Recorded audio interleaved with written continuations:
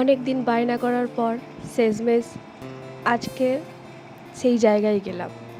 So hello everyone, কেমন আছেন সবাই? আশা করি খুব ভালো আছেন, আর আমিও খুব ভালো আছি। তো আমরা দুজনে এখন বেরিয়ে পড়েছি। কী জন্য জানো? এই জন্য সবাই বলো জয় জগন্নাথ। আমি মনে হয় লাস্ট হয়ে গেছি মেলা ঘোরার জন্য। তো অনেক দিন ধরেই ওকে বলছিলাম যে চ ঘুরে আসি একটু মেলা থেকে।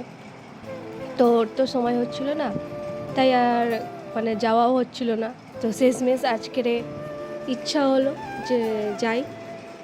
তো সেই জন্য যেই কথা সেই কাজ, তো বেরিয়ে পড়েছিলাম। তো এই যে চলে এসেছি। আর এই ইলেকট্রিক দোলনাটা তো আমার প্রচণ্ড ভয় লাগে।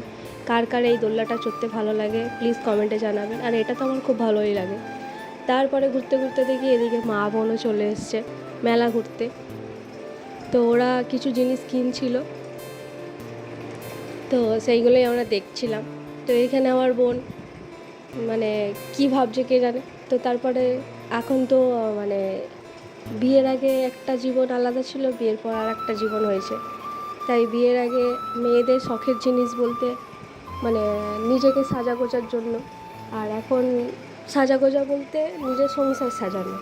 তো সেই কারণে সংসারের কী জিনিসপত্র পাওয়া যাচ্ছে সেইগুলোই দেখতে চলে এসেছিলাম। আর এইদিকে এই ক্লিপগুলো তো আমার খুব পছন্দ ছিল, আমার বলছিল নেওয়ার জন্য, কিন্তু আমি নিইনি। আর এই কানেরটাও আমি দেখাচ্ছিল, তো আমি নিয়েছি বলতে এই 4টে কাঁটা চামচ দেখছো, তো এটাই নিয়েছি।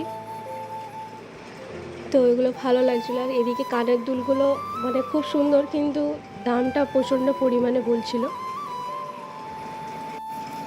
তো মেলা অনেকক্ষণ ধরে ঘুরে ঘুরে দেখছিলাম। আর ওখান থেকে আমি 4টে না 2টো ক্লিপও কিনেছিলাম। তারপর খেয়ে নিলাম একটু গরম গরম জিলাপি। তো তারপর খেয়ে নিলাম ঘুগনি। তো এখানেও ফাজলামি মারছিল তো আমার হাতে ঘুগনিটা দিয়ে।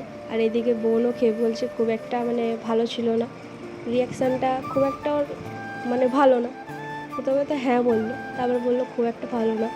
তো তারপর এখানে মোমো খেয়ে নিলাম।